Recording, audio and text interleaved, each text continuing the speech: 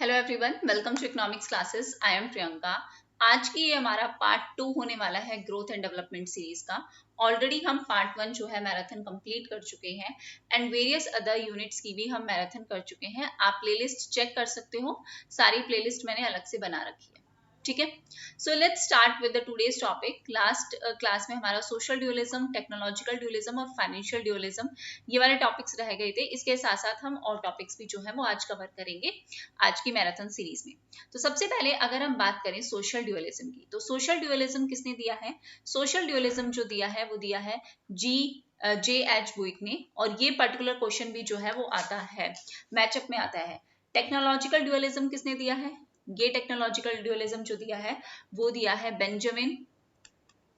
Direct ये question ही आता है, मैक्सिमम टाइम्स अब तक यही क्वेश्चन आया है कि आपको मैचअप करने हैं या फिर वन लाइनर है कि ये पर्टिकुलर ड्यूअलिज्म किसने दी है।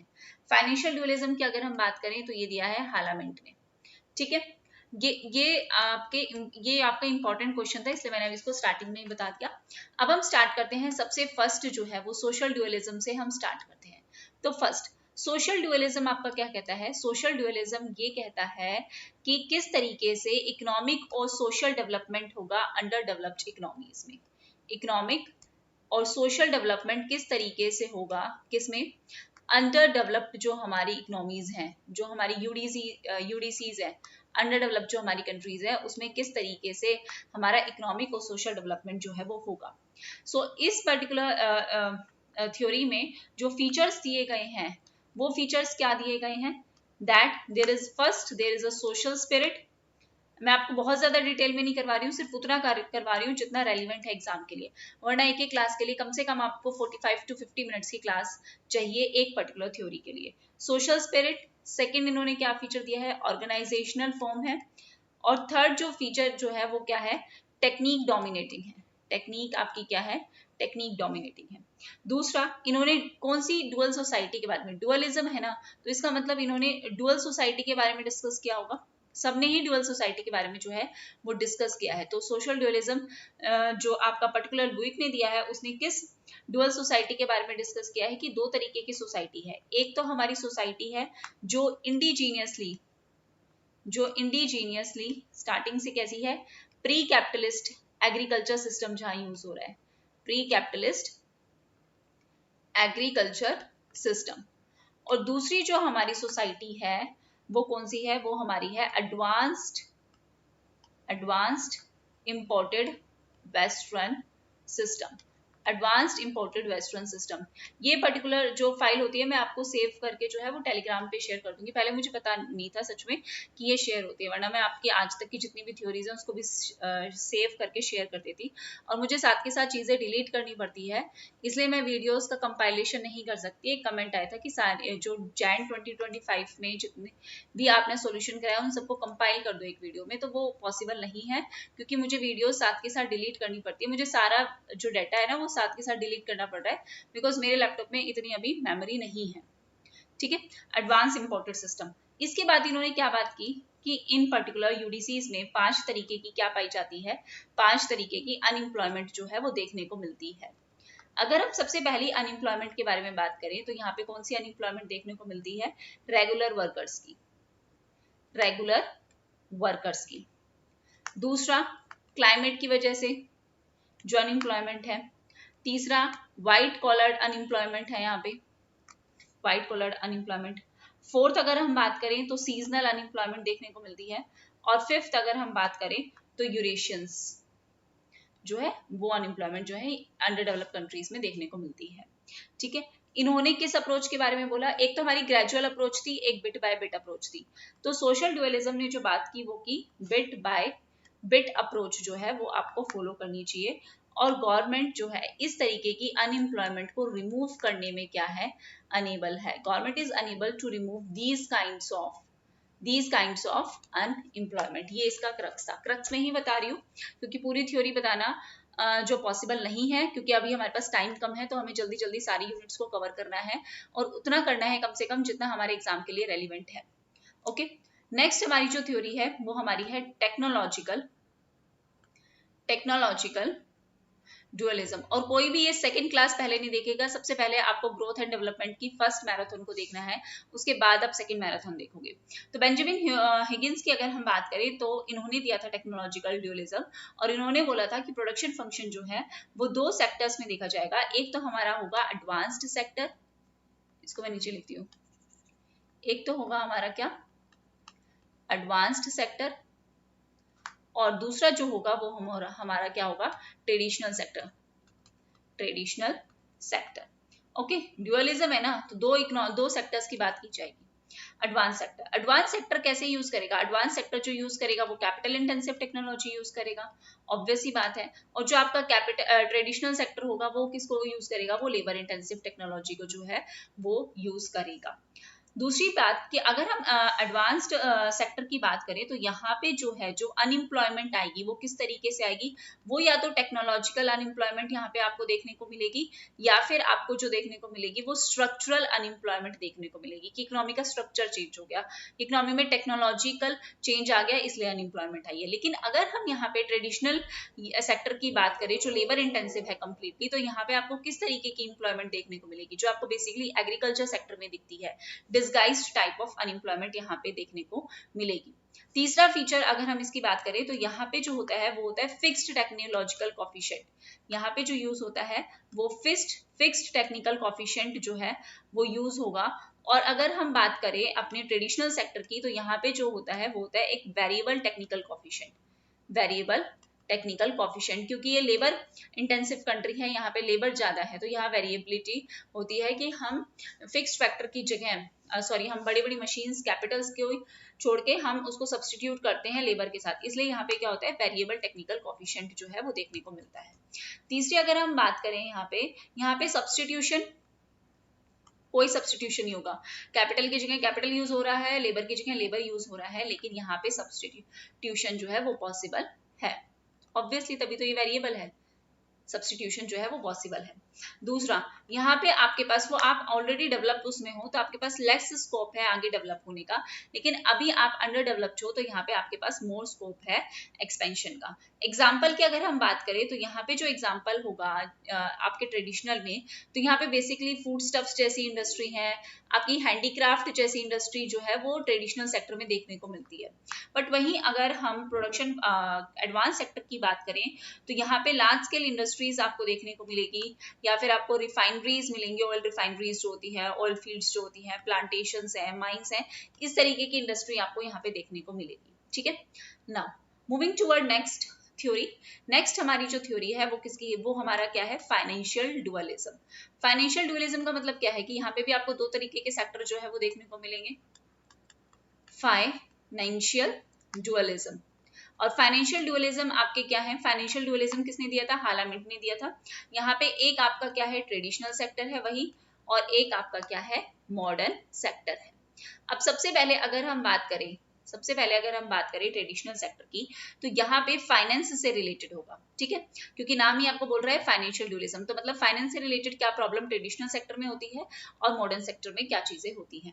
तो ट्रेडिशनल सेक्टर में ऑब्वियसली फाइनेंस से related means it is very hard to get loans in traditional sectors because the main source of, क्योंकि जो मेन सोर्स होता है लोन का वो क्या होता है इनफॉर्मल सोर्स होता है। Informal source means through the landers, landlords के थ्रू हम लोन ले रहे हैं, यहाँ बैंकिंग फैसिलिटीज ज्यादा अवेलेबल नहीं है, तो इनफॉर्मल सोर्स ऑफ क्रेडिट जो है वो यूज होता है। अगर informal source of credit use होगा तो इसका मतलब जो रेट ऑफ इंटरेस्ट होगा वो यहाँ पे क्या होगा, हाई होगा। वहीं अगर हम मॉडर्न सेक्टर की बात करें तो यहाँ पे बहुत हार्ड है to get a financial help, financial loan, but in the modern sector it is very easy to get loan, it is easy to get loan.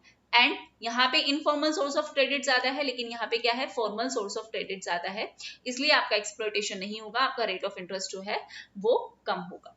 Okay, now अगर हम बात करें यहाँ पे रेट ऑफ इंटरेस्ट ज्यादा होता है, क्यों, क्योंकि यहाँ पे जो चार्जेस हैं, एक्स्ट्रा चार्जेस कौन ले लेता है, मनी लेंडर जो है वो आपसे ले लेता है, मनी लेंडर आपसे एक्स्ट्रा चार्जेस जो है वो ले लेता है। लेकिन यहाँ पे आपके जो नॉर्मल है, जो फॉर्मल चार्जेस जो आपके चल रहे हैं, नॉर्मल जो बैंक हर एक चार्ज लेता है वही चार्ज जो है वो यहाँ पे यूज किया जाता है। अब अगर हम ट्रेडिशनल सेक्टर की बात करें तो ट्रेडिशनल सेक्टर में आपका जो यूज होता था वो gold standard exchange rate system use होता था, जबकि अगर हम बात करें आपके टुडेज एलडीसीज में जो यूज हो रहा है वो एक flexible system of exchange rate जो है वो यूज हो रहा है। तो अगर हम गोल्ड स्टैंडर्ड की बात करें, गोल्ड स्टैंडर्ड का मतलब क्या है कि परफेक्टली कन्वर्टेबल है at a fixed exchange rate. Fixed exchange rate मतलब गोल्ड पे आप कंप्लीटली क्या कर सकते हो, एक्सचेंज कर सकते हो। जबकि यहाँ पे फ्लेक्सिबल जो एक्सचेंज रेट है, यहाँ पे आपके पास खुद का बैंक है, सेंट्रल बैंक है, जिसके थ्रू आप जो है एक्सचेंज रेट्स को यूज करोगे। जबकि आप अगर गोल्ड स्टैंडर्ड की बात करें, गोल्ड स्टैंडर्ड की बात करें, गोल्ड स्टैंडर्ड और फ्लेक्सिबल, अगर आप गोल्ड स्टैंडर्ड की बात करें तो गोल्ड स्टैंडर्ड में जो है वो क्या चलता है, price स्पीसी flow mechanism. Price स्पीसी flow mechanism, spelling गलत हो जाए तो उसके लिए सॉरी। देखो प्राइस स्पीसी फ्लो मैकेनिज्म, ये क्वेश्चन आ चुका है। इसको हम ह्यूम्स का मैकेनिज्म भी कहते हैं, क्योंकि ये जो मॉडल है ये पर्टिकुलरली डेवलप किया था एक स्कॉटिश इकोनॉमिस्ट थे जिनका नाम था क्या, डेविड ह्यूम। जिनका नाम क्या था, डेविड ह्यूम था, जिन्होंने क्या एक्सप्लेन किया था कि कैसे जो ट्रेड इम्बैलेंस होता है, कि कैसे जो ट्रेड इम्बैलेंस की सिचुएशन आती है किसमें, इन गोल्ड स्टैंडर्ड इकोनॉमी, क्योंकि हम उसी की बात कर रहे हैं। एक गोल्ड स्टैंडर्ड इकोनॉमी में, एक गोल्ड स्टैंडर्ड इकोनॉमी में वो कैसे सेल्फ करेक्टेड है, अपने आप सेल्फ जो है एडजस्टिंग मैकेनिज्म यहाँ पे काम करता है, सेल्फ करेक्टेड होती है। अभी आप कहोगे ये सेल्फ करेक्टेड कैसे हो सकती है, देखो इस पर्टिकुलर मैकेनिज्म में क्या होगा कि अगर कंट्री एक्सपीरियंस कर रही है, अगर कंट्री जो है वो एक्सपीरियंस करती है ट्रेड सरप्लस, अगर कंट्री ट्रेड सरप्लस जो है वो एक्सपीरियंस कर रही है, इसका मतलब exports are greater than import, इसका सिंपल सा मतलब ये है। और एक्सपोर्ट ज्यादा है, इसका मतलब इकोनॉमी के पास क्या आ रहा है, गोल्ड ज्यादा आ रहा है। गोल्ड जो है इंक्रीज होगा कंट्री की मनी सप्लाई में, जिससे प्राइसेस राइज होंगे विद इन द कंट्री, और जितने प्राइसेस राइज होंगे वो कंट्री के एक्सपोर्ट को लेस कॉम्पिटिटिव बनाएंगे और इंपोर्ट्स को अट्रैक्टिव बनाएंगे, ऑब्वियस सी बात है। और ग्रेजुअली धीरे धीरे आपका जो ये ट्रेड सरप्लस है वो क्या होता जाएगा, वो कम होता जाएगा, और ग्रेजुअली आपके ट्रेड सरप्लस कम होने से ये सिचुएशन आपकी जो है बैलेंस में आ जाएगी, अपने आप करेक्ट हो जाएगा। वहीं अगर हम ट्रेड डेफिसिट की बात करें तो ट्रेड डेफिसिट का मतलब क्या होता है, the imports are greater than exports. इसका मतलब गोल्ड का क्या होगा, गोल्ड का आउटफ्लो होगा। यहाँ पे गोल्ड आ रहा है, यहाँ पे गोल्ड बाहर जा रहा है, गोल्ड का आउटफ्लो होगा जो आपकी मनी सप्लाई को कम करेगा। मनी सप्लाई कम तो प्राइसेस कम, जो एनकरेज करेंगे एक्सपोर्ट्स को, बाहर के लोग आपसे ज्यादा खरीदेंगे, और डिस्करेज करेंगे इंपोर्ट को, और ये ट्रेड डेफिसिट को सही कर देगा। तो means this it is self corrected, अपने आप चीजें जो है वो सही हो जाएंगी। तो ये price specific flow mechanism gold standard में काम करता है कि बीओपी हमेशा बैलेंस हो जाएगा, because here it is self adjusting mechanism जो है वो काम करेगा। यहाँ पे क्या काम करेगा, सेल्फ एडजस्टिंग मैकेनिज्म जो है वो वर्क करेगा।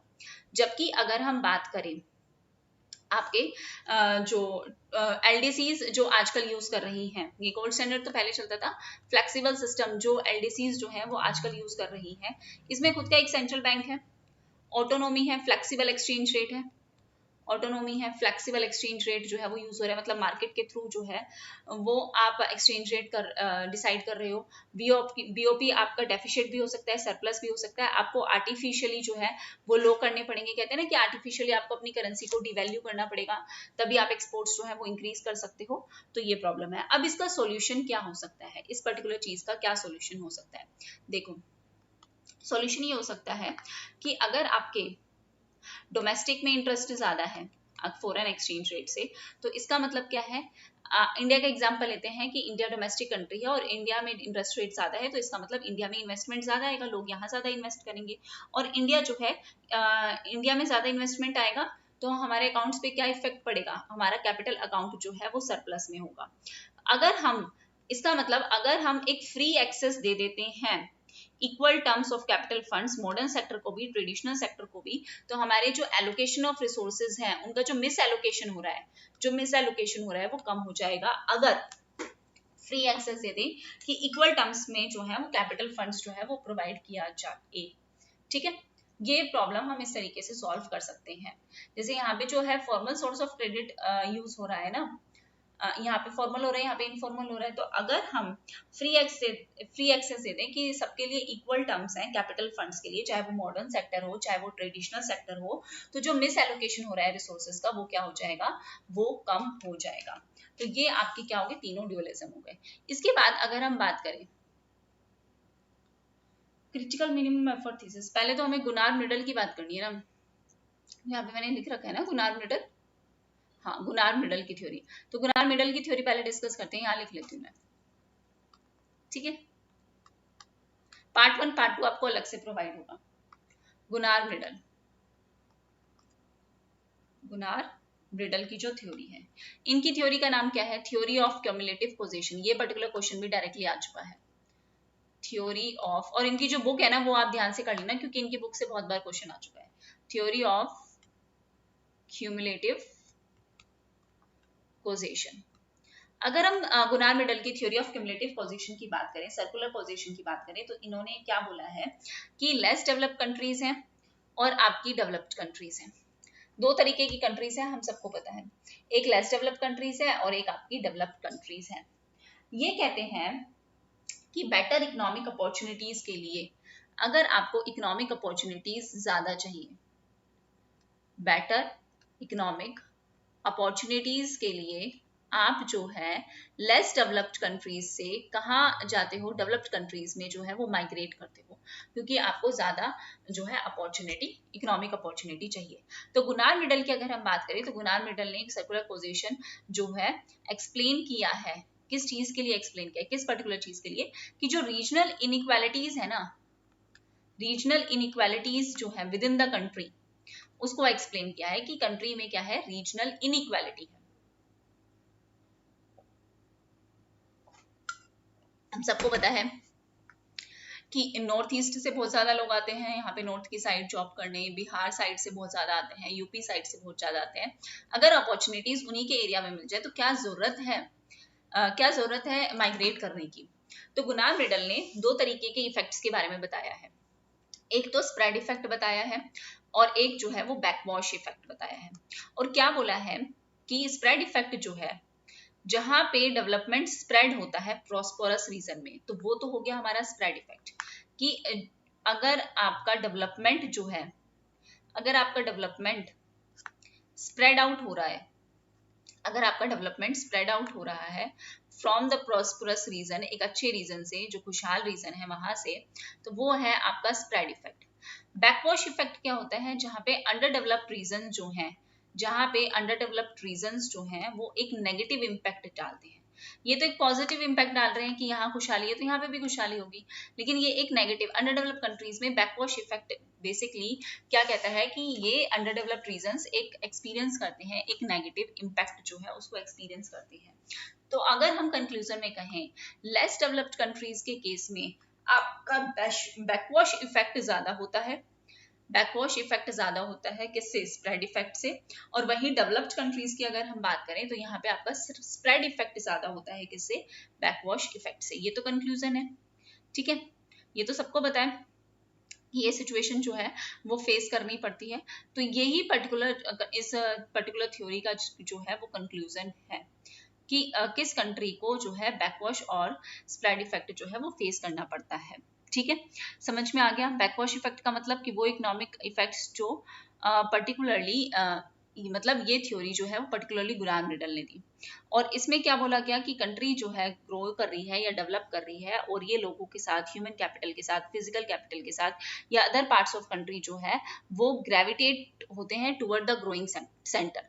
मतलब इंसान जो है बेटर इकोनॉमिक अपॉर्चुनिटीज के लिए कहाँ जा रहा है, डेवलप्ड कंट्रीज में जा रहा है ना। तो इसका मतलब यही है कि ये लोग क्या हो रहे हैं, ग्रेविटी क्या करती है, अपनी तरफ खींचती है। तो वही डेवलप्ड कंट्रीज अपनी तरफ खींचती हैं लेस डेवलप्ड कंट्रीज को, कि लोग जो है वो मूव करें। इसका मतलब ग्रोथ जो है एक एरिया से निकलती है और दूसरे एरिया में एंटर कर जाती है। जैसे हम इंडिया का ही एग्जांपल लें, दिल्ली एक डेवलपिंग सेंटर है, ठीक है, दिल्ली है, गुड़गांव है, ये एक डेवलपिंग सेंटर है जहाँ पे मेजर कंपनीज जो है वो सेट की गई है।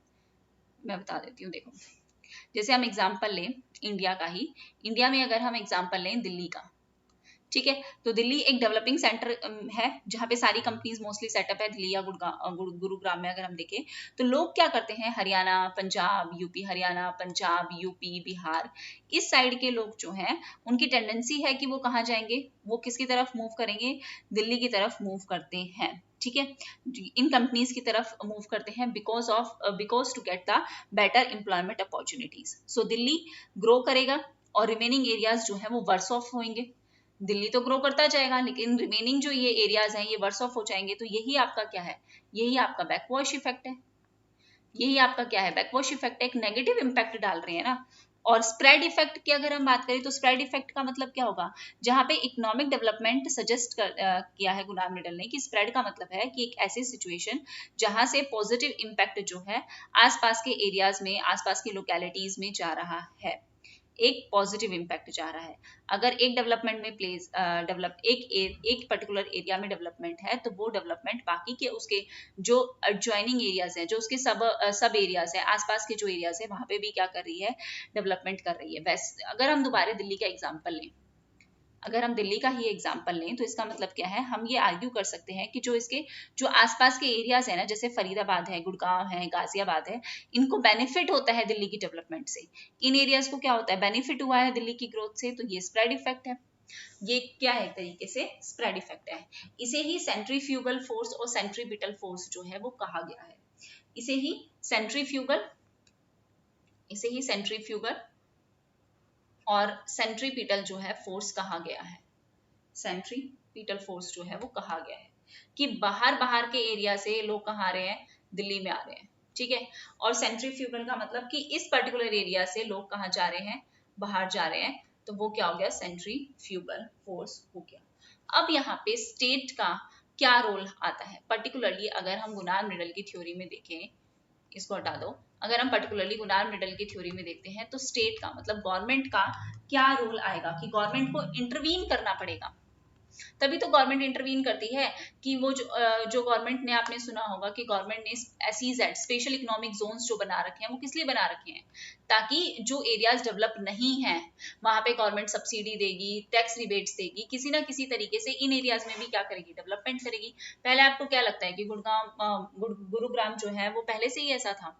नहीं, पहले तो एकदम जंगल की तरह था, लेकिन अब धीरे धीरे गवर्नमेंट ने इतनी फैसिलिटीज प्रोवाइड की इस प्रॉब्लम को सॉल्व करने के लिए। तो गवर्नमेंट को इंटरवीन करना पड़ेगा to strengthen the spread effect, कि उसे स्प्रेड इफेक्ट को बढ़ाना है ताकि माइग्रेशन जो है वो खत्म हो सके। माइग्रेशन खत्म हो जाएगा तो डेवलपमेंट अब ऑटोमेटिकली हर एरियाज में होगी और रीजनल इनइक्वालिटीज नहीं आएगी, ठीक है। सो ये आपका पर्टिकुलर क्या था, गुनार मिडल का मॉडल था। अब यहाँ पे देखो थोड़ी बहुत चीजें और हैं, वो और बता देती हूँ कि पर्टिकुलरली गुनार मिडल के मॉडल में अगर हम बात करें तो गुनार मिडल ने क्या बोला कि अगर आप सेम कंट्री में हैं या फिर अगर आप हैं इंटरनेशनल लेवल पे, तो दो तरीके से क्या चीजें हो सकती हैं कि सेम कंट्री में आपका बैकवॉश इफेक्ट और स्प्रेड इफेक्ट क्या होते हैं, इक्वल होते हैं। यहाँ पे कोई रीजनल इनइक्वालिटी नहीं हो सकती। कोई रीजनल इनइक्वालिटी क्यों नहीं हो सकती, क्योंकि डेवलपमेंट जो है वो अंडर डेवलप्ड रीजन्स को भी अपनी तरफ खींचेगा। जैसे मैंने बताया ना अभी कि अगर दिल्ली डेवलप है तो उसके आसपास के एरियाज भी क्या होंगे, डेवलप होंगे, लेकिन अगर वो सेम उसमें है। लेकिन अगर इंटरनेशनली अगर हम देखें तो इंटरनेशनली या तो स्प्रेड इफेक्ट ज्यादा होता है बैकवॉश इफेक्ट से, या फिर जो है बैकवॉश इफेक्ट ज्यादा होता है स्प्रेड इफेक्ट से। मतलब जो रीजनल इनइक्वालिटीज है, रीजनल डिस्पैरिटीज है, इट विल कंटिन्यू। जो डेवलपमेंट आप देखोगे ना, बेसिकली जो डेवलपमेंट देखोगे वो ज्यादा रिच कंट्रीज में ज्यादा डेवलपमेंट देखोगे, डेवलप्ड कंट्रीज में ज्यादा डेवलपमेंट आपको देखने को मिलेगी, जबकि जो यूडीसीज है इट रिमेन्स यूडीसीज, गरीब और गरीब होता जा रहा है। अब person is a poor because he is poor, under developed countries में अंडर डेवलपमेंट ही रहेगी, या तो इंटरनेशनल लेवल पे स्प्रेड इफेक्ट ज्यादा होता है या बैकवॉश इफेक्ट ज्यादा होता है। तो डेवलप्ड कंट्रीज जो है, जो आपकी डेवलपिंग कंट्रीज हैं,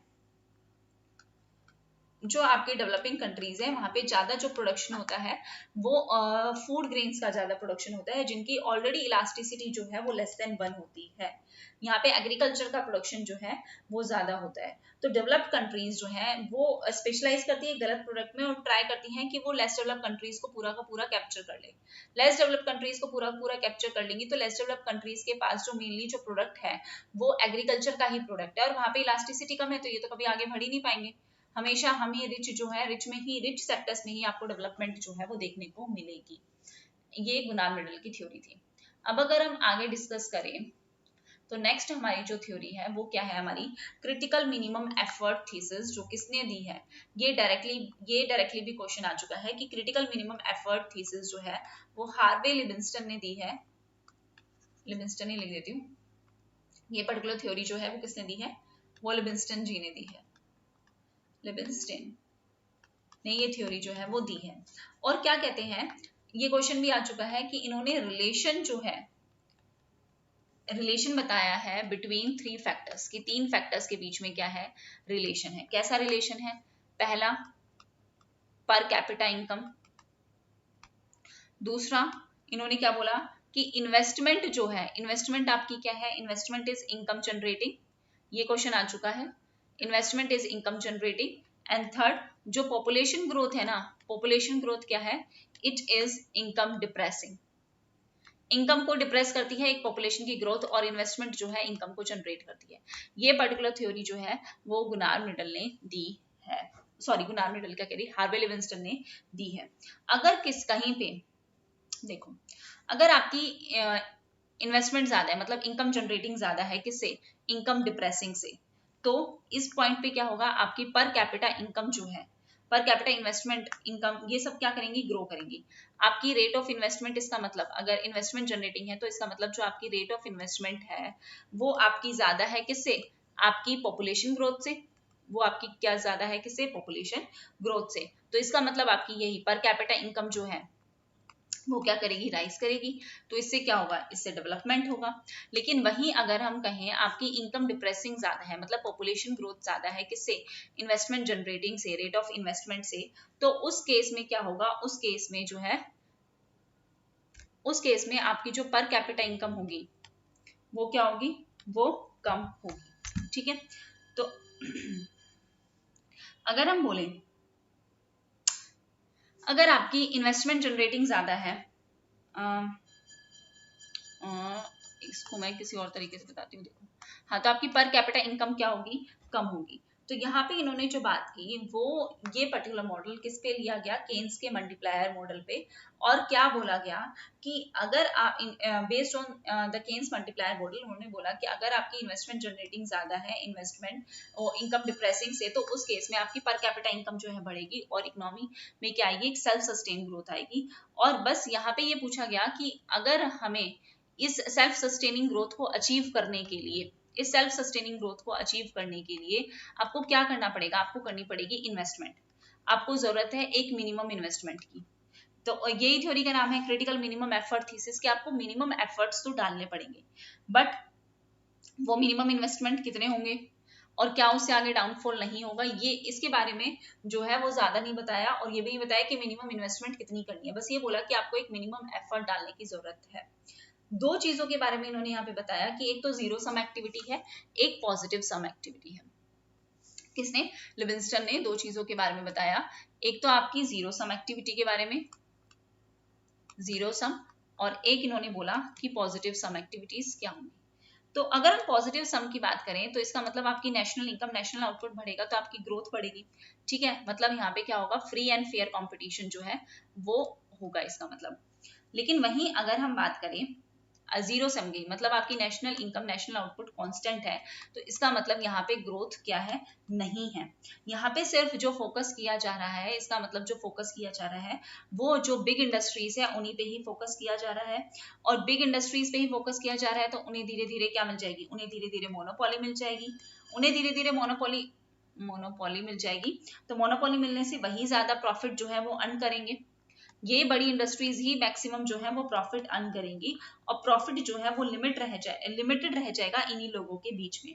जो गरीब है वो और गरीब होएगा, और गरीब का पैसा कहाँ चला जाएगा, अमीर के पास, अमीर को फायदा ही फायदा है। लेकिन अगर लेस डेवलप्ड कंट्रीज के बारे में बात करें तो वहीं पे होता है ये जीरो सम गेम। अगर आप अपनी कंट्रीज का एग्जाम्पल लो तो हमारी कंट्री में पॉपुलेशन पुअर की ज्यादा है कंपैरिजन टू रिच, पुअर की पॉपुलेशन ज्यादा है तो गरीब लोग ज्यादा है, और उन्हीं का ही क्या हो रहा है, ज्यादा नुकसान हो रहा है।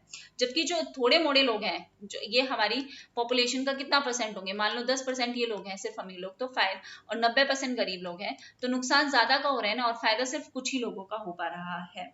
तो लिविंगस्टन सजेस्ट करते हैं कि हमें जीरो सम गेम से कहाँ मूव करना चाहिए, हमें पॉजिटिव सम गेम में मूव करना चाहिए, जहां पे एक फ्री और फेयर जो है वो कंपटीशन जो है प्रमोट हो। ऐसा किसने कहा है?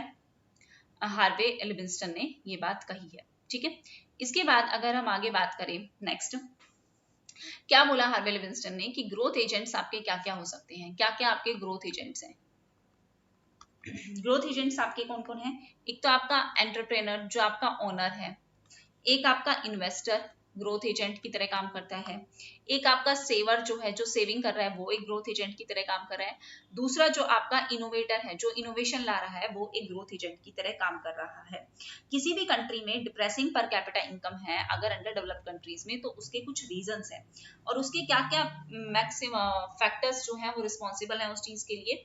अगर हम सबसे पहले बात करें तो उसके लिए जो रिस्पॉन्सिबल है वो है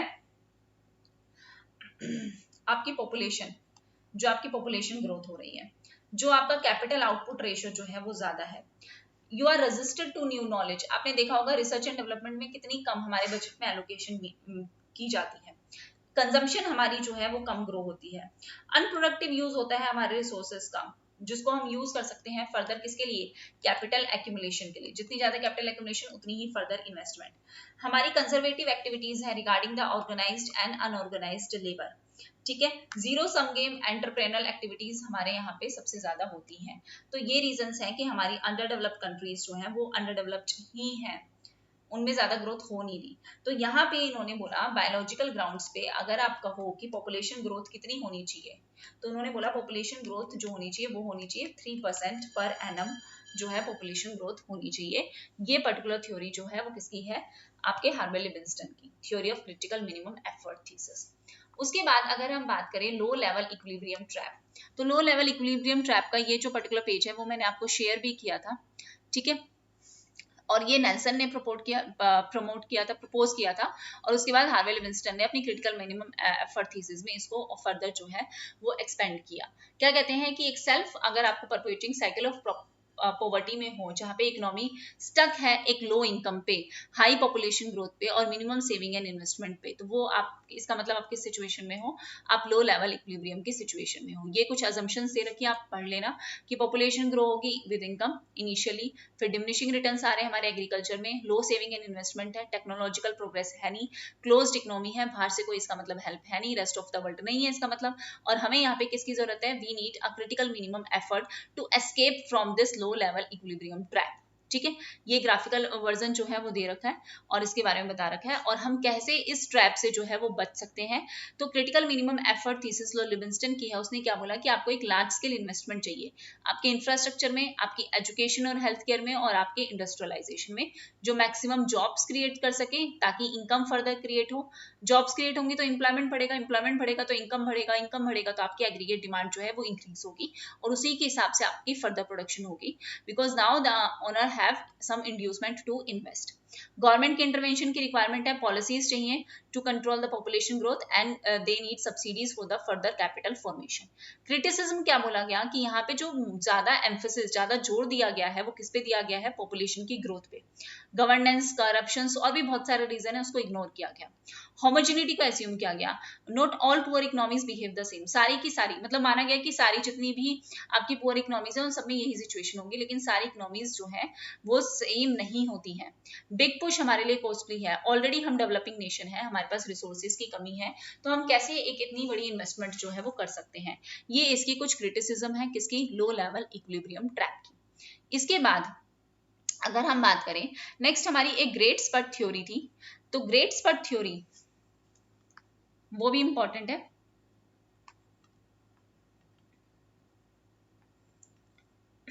एक सेकेंड, ग्रेट, हालांकि अभी यहाँ से सिर्फ इतना ही क्वेश्चन आया कि ये पर्टिकुलर थ्योरी जो है वो किसने दी है, फिर भी मैं थोड़ा सा बता देती हूँ इसके बारे में।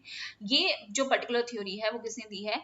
ये पर्टिकुलर थ्योरी दी है अलेक्जेंडर, स्पेलिंग थोड़ी सी अजीब है इनकी, अलेक्जेंडर ग्रैश-रिकॉन की, अलेक्जेंडर ग्रैशन क्रॉन की। ठीक है, और ये क्या कंक्लूड करते हैं कि जो इकोनॉमी है, जितनी ज्यादा कंट्री जो है इकोनॉमिकली बैकवर्ड है, ध्यान से समझना, जितनी ज्यादा कोई भी कंट्री इकोनॉमिकली बैकवर्ड है वो एक्सपीरियंस करती है उतना ही ज्यादा rapid and concentrated period of industrialisation, उतना ही rapid concentrated period of industrialisation. कहने का मतलब क्या है, सिंपल सी बात है, जितने आप गरीब होंगे उतना आपका ध्यान होगा कि मुझे पैसे कमाने हैं, मुझे मेहनत करनी है। वैसे ही जितनी कंट्री पुअर होगी उतना ही उसका ध्यान होगा कि उसको फर्दर जो है इंडस्ट्रियलाइजेशन करना है। अचानक से ऐसी कंट्रीज में इन्होंने क्या बोला कि अचानक से ऐसी कंट्रीज में एक सडन बर्स्ट ऑफ ग्रोथ जो है वो आपको देखने को मिलेगा। जैसे आप अपनी कंट्री का एग्जांपल ले लो, हमारी कंट्री को कितना गरीब माना जाता था कि भाई बैकवर्ड कंट्री है, डेवलपिंग है। लेकिन अगर आप देखो तो इस बार ये ऐसा लग रहा है कि हम इसी साल में थर्ड रैंक पे हम आ जाएंगे। हालांकि हम अभी 4th पे हैं, ठीक है, लेकिन ऐसा लग रहा है कि हम इसी साल जो है वो थर्ड आ जाएंगे। पूरे वर्ल्ड में थर्ड आना कोई छोटी बात तो है नहीं ना। सडन बर्स्ट आपको देखने को मिलेगा ऐसी इकोनॉमी में। तो ये थ्योरी क्या सजेस्ट करती है कि जो बैकवर्डनेस है किसी भी इकोनॉमी की जो बैकवर्डनेस है, वो बैकवर्डनेस आपके हिंड्रेंस की तरह, आपके बाधा की तरह काम नहीं करती है, जबकि बैकवर्डनेस आपको एक एडवांटेज देती है to achieve a rapid industrialisation कि अगर आप बहुत अच्छे और बेहतर तरीके से एडवांस टेक्नोलॉजीज को जो है वो अडेप्ट कर पाओगे, आप बेटर कैपिटल इंटेंसिव मेथड्स का जो है वो यूज कर पाओगे। देखो सिंपल सी एक बात है, अगर हम इसको एकदम लेमैन लैंग्वेज में समझे तो देखो जिसने भी अब तक बिल्कुल थ्योरी नहीं पढ़ी, या जो एकदम अभी नया आया है तैयारी करने में, या जब हम किसी भी चीज की किसी एग्जाम की तैयारी करते हैं तो सबसे पहली बार जब हम पढ़ते हैं तो हम बिल्कुल डिटेल में, जब हम बिल्कुल नए होते हैं किसी भी चीज में नहीं होते, तो हम उस चीज को बहुत ही बारीकी से समझने की कोशिश करते हैं, तो हम काफी बेटर होते हैं। लेकिन कोई इंसान अगर अपने मन में ये बैठा के बैठा है कि मुझे आता है, तो क्या वो नई चीजें कभी सीख पाएगा?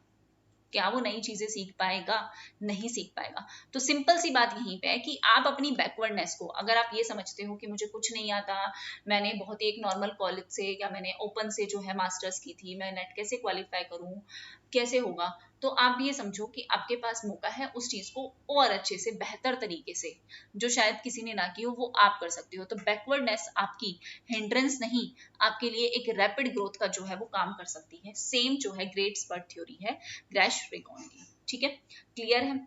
यहाँ पे इन्होंने रैपिड इंडस्ट्रियलाइजेशन के बारे में बात की। एडवांटेज है बैकवर्डनेस की आपके पास, स्टेट का इंटरवेंशन जरूरी है, कैपिटल इंटेंसिव प्रोडक्शन आप यूज करोगे, और प्रोड्यूसर्स जो है वो गुड्स पे इंडस्ट्रियलाइजेशन एफर्ट करेंगे। बैकवर्ड कंट्री जो है प्रायोरिटाइज करेगी कि प्रोडक्शन करे गुड्स की, ठीक है, कंज्यूमर गुड्स की जगह कैपिटल गुड्स की ज्यादा प्रोडक्शन जो है वो कर सके, ताकि इकोनॉमी में जल्दी से वो नाम कमा सके। ऐसी पर्टिकुलर थ्योरी जो है वो किसकी थी? ग्रेट स्पर्ट थ्योरी, ठीक है। अब आगे हम जो बात करते हैं वो बात करते हैं growth theories of Herod and Domar. Already मैंने कल ही इसलिए शेयर कर दिया था कि सोलो मॉडल मैंने करवा दिया है, एचडी मॉडल का डिफरेंस जो है, एचडी मॉडल और सोलो मॉडल में क्या डिफरेंस है वो मैंने करवा दिया है। इसके बाद आपकी जो कैल्डोर की पर्टिकुलर थ्योरी है, सॉरी जॉन रॉबिन्सन की जो आपकी थ्योरी है वो मैंने करवा दी है, तो उन थ्योरीज को देख लेना, मैं यहाँ पे कवर नहीं करूंगी। मैं पहले ही बता देती हूँ कि चाहे आप उनको 1x 2x की स्पीड में लेके सुनो, बट वो आपको सुननी पड़ेगी, मैं दोबारा उस चीज को कवर नहीं करवाऊंगी, इट्स फाइनल। आपको उन चीजों को देखना पड़ेगा क्योंकि मैंने वो पहले से ही बहुत डिटेल में करवा रखी है। यहाँ तो मैं फिर भी बहुत शॉर्ट में करा रही हूँ, फिर भी बहुत ज्यादा शॉर्ट में ये चीजें हो रही हैं। जितनी डिटेल में जिस थ्योरी को होना चाहिए उतनी ही डिटेल में आपको करना है, बट अभी टाइम नहीं है, इसलिए हम बहुत शॉर्ट में जो है चीजों को कवर कर रहे हैं, ठीक है। तो सबसे पहले अगर हम बात करें growth theories of Herod and Domar की, तो हेरोड डोमर की ग्रोथ थ्योरी के बारे में अगर हम बात करें तो इन्होंने क्या किया, इन्होंने एक तो डिमांड साइड ली, इन्होंने जो है वो डिमांड साइड ली केन्स के फ्रेमवर्क की, और उसे जो है किसमें लेके गए, केन्स के शॉर्ट रन फ्रेमवर्क को किसमें लेके गए, लॉन्ग रन में। दूसरा इन्होंने क्या दिखाया, intersection of classical and Keynes, intersection of classical and Keynes मतलब डिमांड साइड भी और सप्लाई साइड भी, दोनों साइड के ऊपर इन्होंने दोनों के इंटरसेक्शन को बताया, ठीक है। दोनों मॉडल जो है वो कैलकुलेट करते हैं ग्रोथ रेट को, जो इंपॉर्टेंट है किसी भी इकोनॉमी की वर्किंग के लिए। हालांकि हेरोड ने अपना अलग मॉडल दिया था, डोमर ने अलग मॉडल दिया था, but their conclusions are same, that's why हम उसे एक साथ बोलते हैं हेरोड डोमर मॉडल, ठीक है।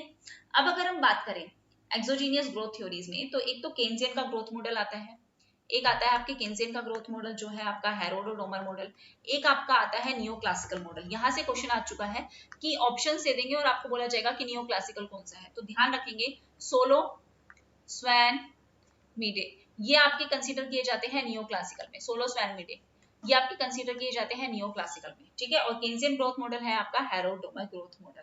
अब सबसे पहले हमने ये देखा कि हेरोडोमर ग्रोथ मॉडल प्रोजेक्ट कर रहा है दैट शॉर्ट रन केन्जियन को किसमें, लॉन्ग रन केन्जियन में। तो क्या डिफरेंस है अगर हम बात करें लॉन्ग रन की, तो लॉन्ग रन में आपकी जो इन्वेस्टमेंट है ग्रोस इन्वेस्टमेंट और आपकी जो रिप्लेसमेंट इन्वेस्टमेंट है वो क्या है, बराबर है। इसका मतलब जो आपकी नेट इन्वेस्टमेंट क्या है वो जीरो है। तो ये आपके लिए क्या है, it is a steady state, it is a steady state equilibrium, जिसे हम क्या कहेंगे, नाइफ एज इक्विलिब्रियम की बात की थी हेरोडोमर मॉडल ने। लेकिन शॉर्ट रन में अगर हम कहें तो शॉर्ट रन में, एक सेकेंड, अगर हम शॉर्ट रन की बात करें तो शॉर्ट रन में आपकी जो ग्रोस इन्वेस्टमेंट है वो ग्रेटर देन होगी आपकी नेट इन्वेस्टमेंट के।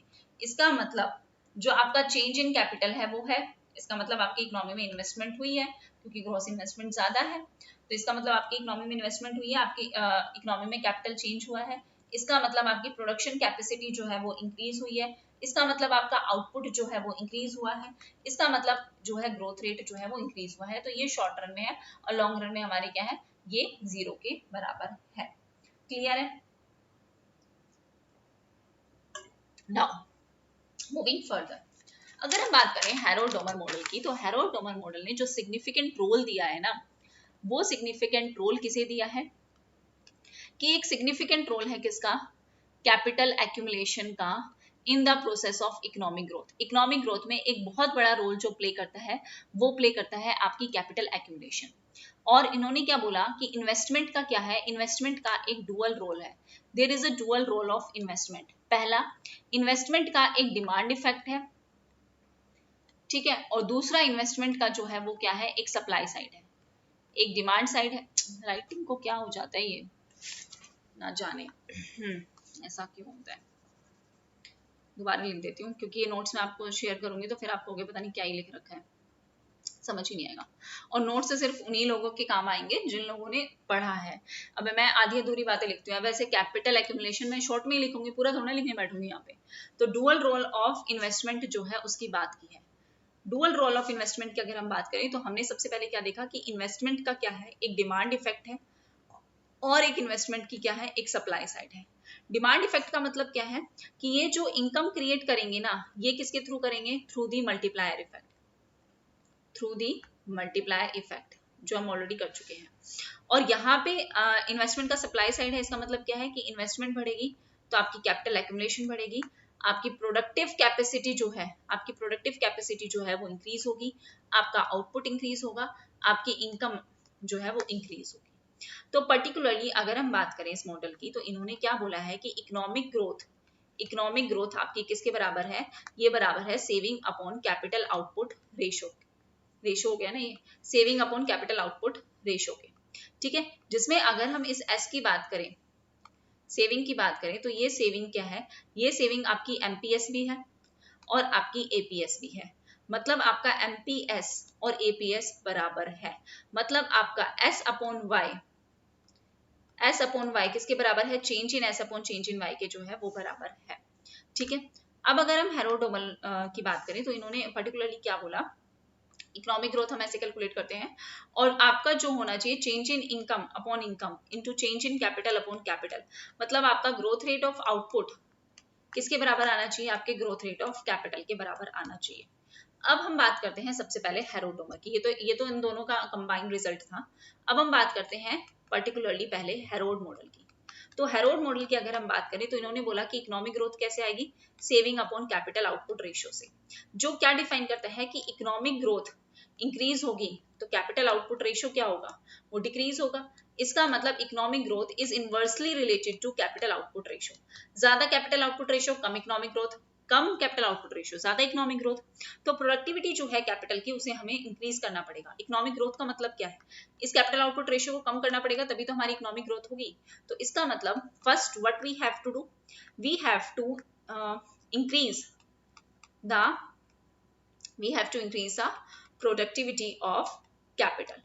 It is important. ठीक है, मतलब सेविंग्स बढ़ाएंगे, इन्वेस्टमेंट बढ़ाएंगे, तभी हमारा चेंज इन कैपिटल जो है वो इंक्रीज होगा।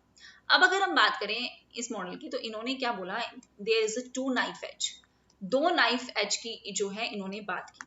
हैरो टोमर ने जो कवर किए थे वो दोनों की दोनों स्टेबिलिटी जो है वो कवर की थी, मैक्रो इकोनॉमिक स्टेबिलिटी भी और एम्प्लॉयमेंट स्टेबिलिटी भी। अगर आपको ये लगे कि ये बहुत फास्ट फॉरवर्ड हो रहा है तो ये डिटेल क्लास नहीं है। मैं बार बार एक ही चीज बताती हूँ कि ये डिटेल में नहीं है, it is just a revision class. एक इन्होंने बात की थी मैक्रो इकोनॉमिक स्टेबिलिटी की और दूसरी इन्होंने बात की थी एम्प्लॉयमेंट स्टेबिलिटी की।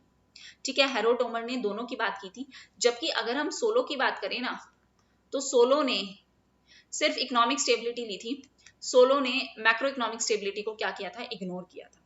ठीक है, तो मैक्रो इकोनॉमिक स्टेबिलिटी का मतलब क्या है, मैक्रो इकोनॉमिक स्टेबिलिटी का मतलब है actual growth is equal to warranted growth, और एम्प्लॉयमेंट स्टेबिलिटी का मतलब क्या है, warranted growth is equal to natural growth. ये इसका मतलब है।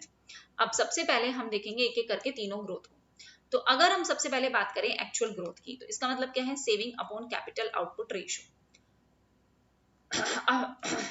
मतलब ये क्या शो कर रहा है, ये आपको short term cyclical variation show कर रहा है in the rate of growth. वहीं अगर हम वारंटेड ग्रोथ रेट की बात करें, तो वारंटेड ग्रोथ रेट का मतलब क्या है कि आपको क्या इंश्योर करना है कि आपकी एग्रीगेट सप्लाई और एग्रीगेट डिमांड क्या हो, बराबर हो। इसमें हमें ऐसी रिक्वायर्ड ग्रोथ रेट चाहिए जिससे हमारा फुल एम्प्लॉयमेंट ग्रोथ रेट जो है, जिससे हमें ऐसी requirement growth rate we warranted that employment growth rate that thing which maintain the full employment growth rate. मतलब यहाँ पे हमें रिक्वायर्ड सेविंग और रिक्वायर्ड कैपिटल आउटपुट रेशियो के बारे में बात करनी है, या फिर हम कह सकते हैं कि वारंटेड ग्रोथ रेट किसके बराबर है, सेविंग अपॉन रिक्वायर्ड कैपिटल। मतलब यहाँ जो बात होती है वो फुल कैपेसिटी ग्रोथ रेट की बात होती है, फुल कैपेसिटी ग्रोथ रेट की जो है वो बात होती है।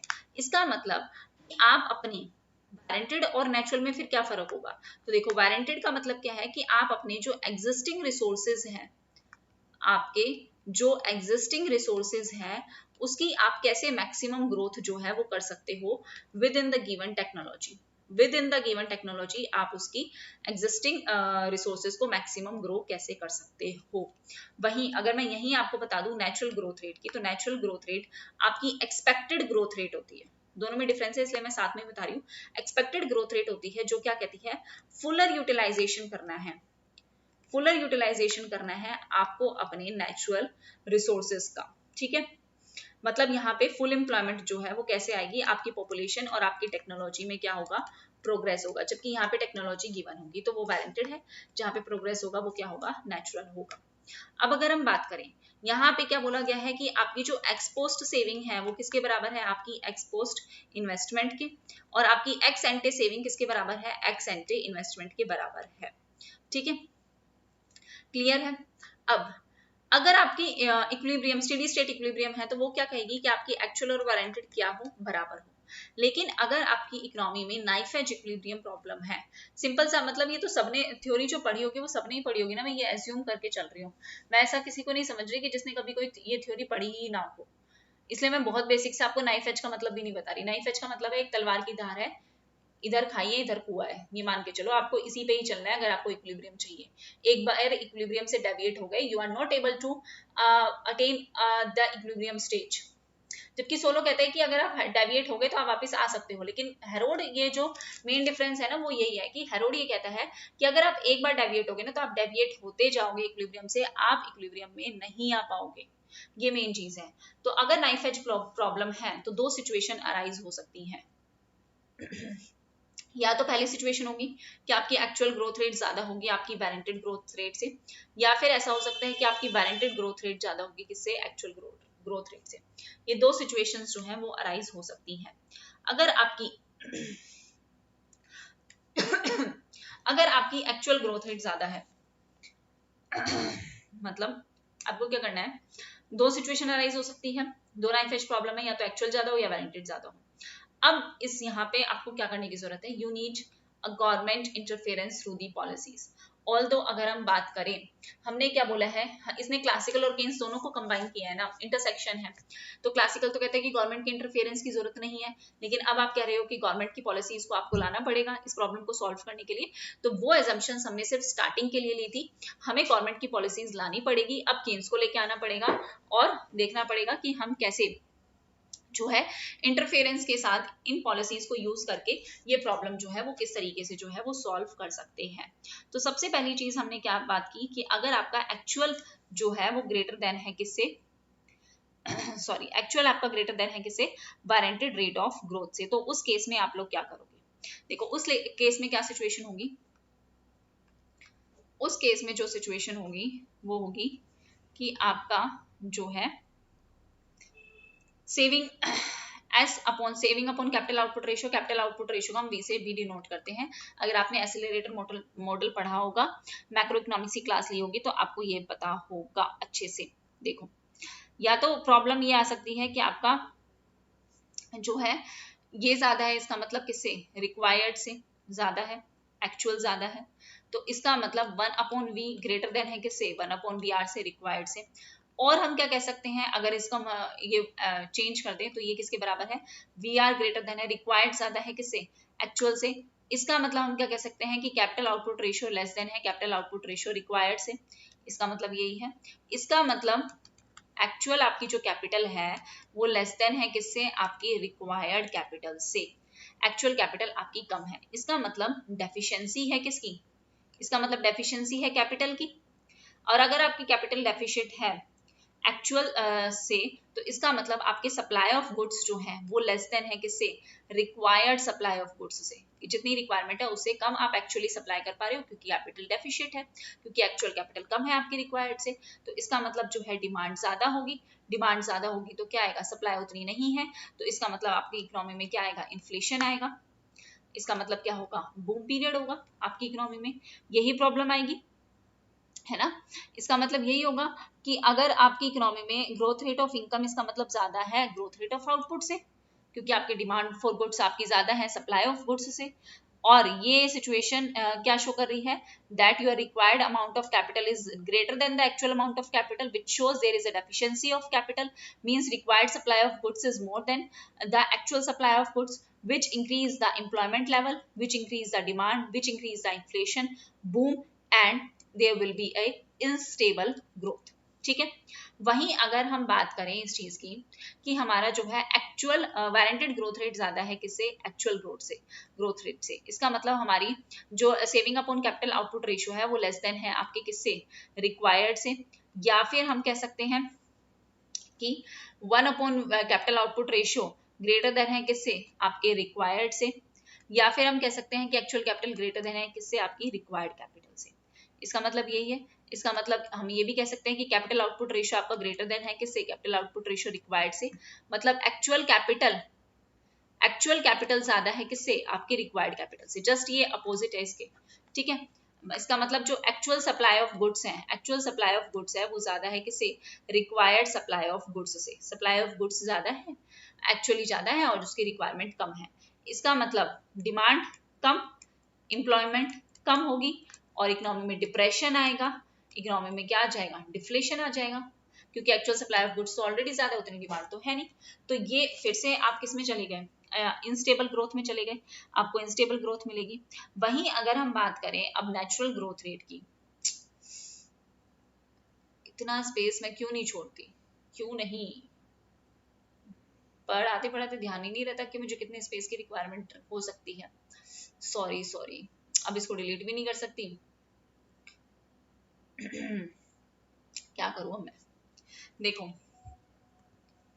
एक्स्ट्रा पेज भी यहाँ पे लेने का कोई ऑप्शन होता नहीं ना। अगर मैं इसको आपका जो पेज ऊपर है वहां पे लिख दूं तो, कौन से पेज पे, पेज नंबर 10 पे ये कर देती हूँ, वहां पे मैं लिख दूंगी कि पेज नंबर 10 पे है ये आगे का। मतलब कि आपका आप देखेंगे नेचुरल या फिर एक्सपेक्टेड ग्रोथ रेट। हमने देख लिया कि यहाँ पे किसकी बात हो रही है, यहाँ पे फुल यूटिलाइजेशन है नेचुरल रिसोर्सेज का, फुल एम्प्लॉयमेंट, पॉपुलेशन और टेक्नोलॉजिकल प्रोग्रेस से आएगा। नाइफ एज है कोई प्रॉब्लम नहीं है अगर आपका वारंटेड जो है वो नेचुरल के बराबर हो। लेकिन अगर पहली सिचुएशन आपका नेचुरल ज्यादा हो वारंटेड से, या फिर आपका वारंटेड ज्यादा हो नेचुरल से, तो क्या होगा? ये असिस्टेंट प्रोफेसर में आया भी था और ये क्वेश्चन गलत भी, इसका आंसर गलत दे रखा था।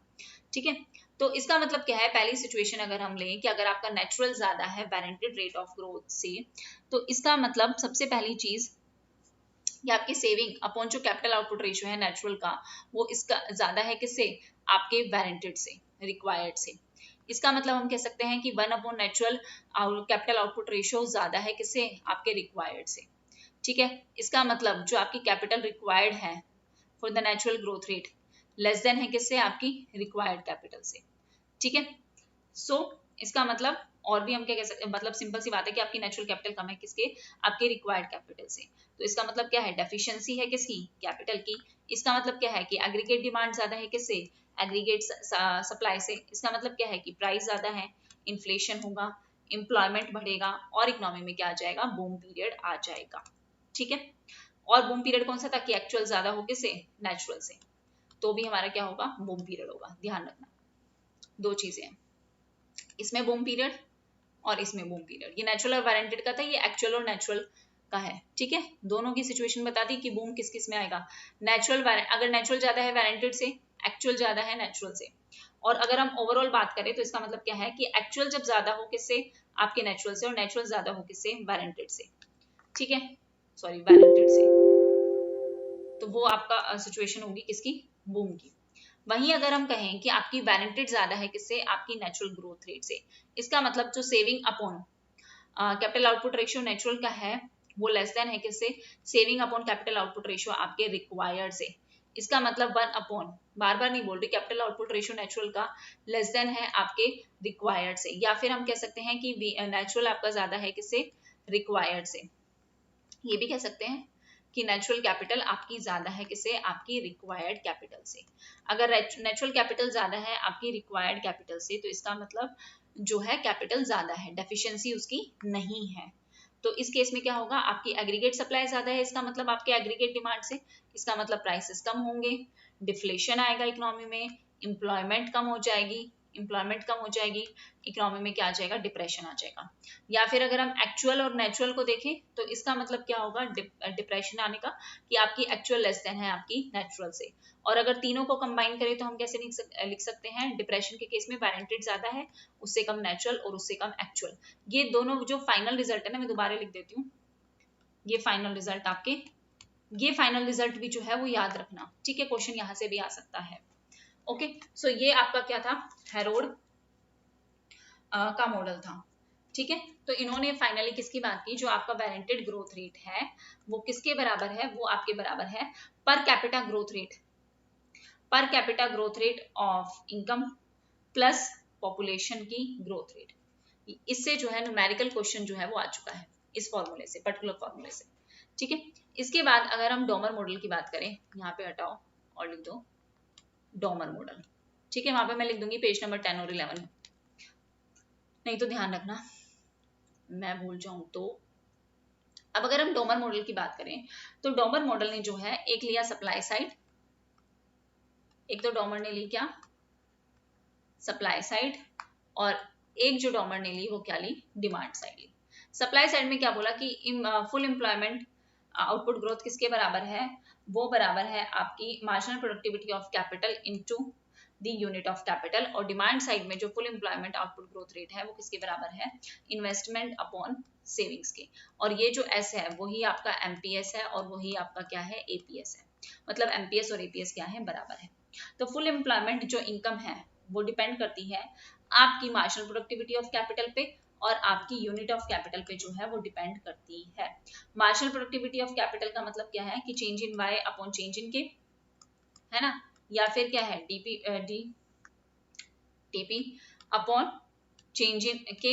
इसका मतलब ये है, मतलब वही बात है ना कि हम मार्जिनल कैसे निकालते हैं? जो भी एडिशनल चेंज आ रहे हैं, जो भी एडिशनल है, मार्जिनल प्रोडक्टिविटी कैसे निकालोगे? कि change in TP upon change in के, यही मार्जिनल प्रोडक्टिविटी ऑफ कैपिटल होगी। तो डेरिवेटिव करके भी लिख दो तो एक ही बात है, उसका उसका मतलब जो है वो एक ही होता है। अब इन्होंने क्या बोला कि फुल एम्प्लॉयमेंट किससे आ सकती है? आपकी इन्वेस्टमेंट अपॉन सेविंग से। तो हमें क्या करना है, सप्लाई और डिमांड को अगर हम बराबर कर दें इक्विलिब्रियम के लिए, सप्लाई और डिमांड को अगर हम इक्वेट कर दें, तो इसका मतलब क्या है कि हमें ये चीज जो है marginal productivity of capital into unit of capital किसके बराबर चाहिए, इन्वेस्टमेंट अपॉन सेविंग के बराबर चाहिए। और अगर हम इसको क्रॉस मल्टीप्लाई कर दें, अगर हम इसको क्रॉस मल्टीप्लाई कर दें आई अपॉन एस, की एस ऊपर चला गया तो ये क्या चला जाएगा, ये is equal to I by K, ऐसे भी लिख सकते हैं। और इसका मतलब क्या है, आई बाय के का मतलब क्या है, चेंज इन के बाय के, इसका मतलब ये है। तो अगर आपकी इकोनॉमी में ये आपका ज्यादा है किससे, आपके चेंज इन के बाय के से, तो इक्विलिब्रियम है। ये आपका लेस है तो इक्विलिब्रियम है। और अगर बराबर है तो सॉरी तो डिसइक्विलिब्रियम है, अगर ये बराबर नहीं है तो डिसइक्विलिब्रियम है, अगर बराबर है तो क्या है, इक्विलिब्रियम की सिचुएशन है। तो पहला केस, अगर ये चीज आपकी लेस देन है आपके फुल एम्प्लॉयमेंट ग्रोथ रेट से या फिर change in investment upon investment से, तो उस केस में क्या होगा, उस केस में आपका इन्फ्लेशन होगा, क्योंकि लोगों की क्या हो जाएगी, हाई परचेसिंग पावर है, क्योंकि लोगों की क्या हो जाएगी, हाई परचेसिंग पावर, क्योंकि change in investment, change in output ज्यादा आ रहा है, और परचेसिंग पावर ज्यादा होगी तो लोगों की डिमांड जो है वो ज्यादा होगी, लेकिन प्रोडक्शन उस हिसाब से हमारी है नहीं, प्रोडक्शन उस हिसाब से है नहीं, तो क्या क्रिएट होगा, इन्फ्लेशन इकोनॉमी में क्रिएट होगा। वहीं अगर हम दूसरे सिचुएशन की बात करें, तो दूसरे सिचुएशन में क्या हो सकता है, जब आपकी ये ग्रेटर देन है किससे, आपके change in income upon income से, या फिर change in investment upon investment से। तो उस सिचुएशन में जो पावर है, परचेजिंग पावर है, वो क्या हो जाएगी, परचेजिंग पावर आपकी कम हो जाएगी, लेस डिमांड आएगी इकोनॉमी में, ओवर प्रोडक्शन है, इसका मतलब उतनी रिक्वायरमेंट है नहीं, तो इकोनॉमी में क्या आएगा, इकोनॉमी में जो है वो डिफ्लेशन की सिचुएशन जो है वो आ जाएगी। ये दोनों प्रॉब्लम जो है। अब हेरोल्ड का जो वैलेंटेड रेट ऑफ ग्रोथ है वो एक्चुअली डॉमर के full employment rate of growth के जो है वो बराबर है।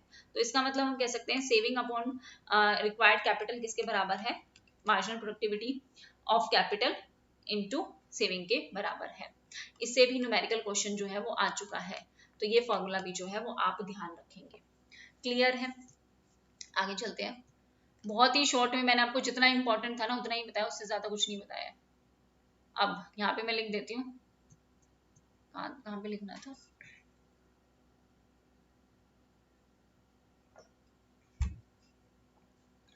ये जो रिमेनिंग पोर्शन है, रिमेनिंग आपका कहाँ है, पेज नंबर 10 और 11 पे है, ठीक है, ध्यान रखेंगे। अब देखो मैंने लिख दिया है इसकी सोलो मॉडल और डिफरेंस बिटवीन हैरोल्ड डॉमर और Solow already done, please covered, check the playlist of growth and development, and John Robinson model is also covered, तो वो मैं आपको नहीं करवाऊंगी। अब हम बात करते हैं आगे अपना Kaldor model of growth. Kaldor model of economic growth की अगर हम बात करें, तो ये जो पर्टिकुलर मॉडल है, देखो किस मॉडल ने किन किन चीजों को कंबाइन किया है, ये चीज आप ध्यान रखेंगे। ओके, इस चीज को आप ध्यान रखेंगे कि कौन से मॉडल ने किस मॉडल को कवर किया है, मतलब कौन कौन से अपने साथ हेरोल्ड डॉमर लिया है, केन्स लिया है, किसने शॉर्ट रन क्लासिकल केन्स को किसने मिक्स किया है, ये चीज ध्यान रखना, क्योंकि यहाँ से क्वेश्चन जो है वो आ सकता है, तो ये इस चीज को बिल्कुल ध्यान रखना।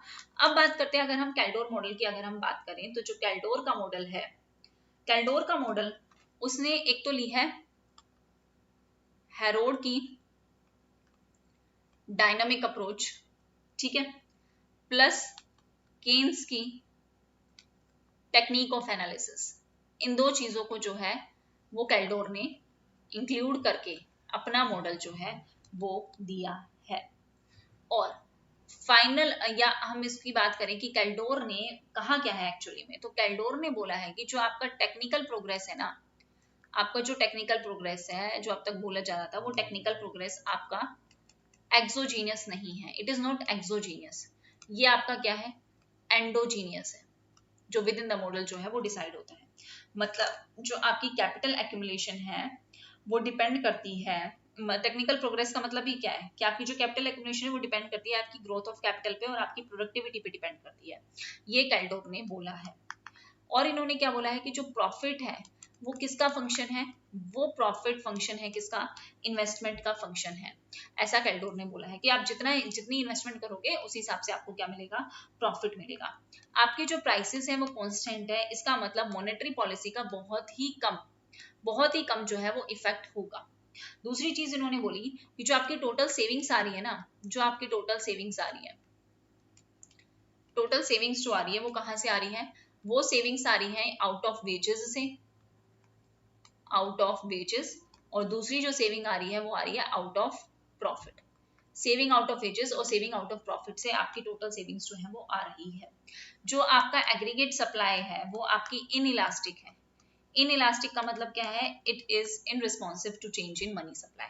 मनी सप्लाई के चेंज होने से इस पे ज्यादा फर्क आ नहीं रहा।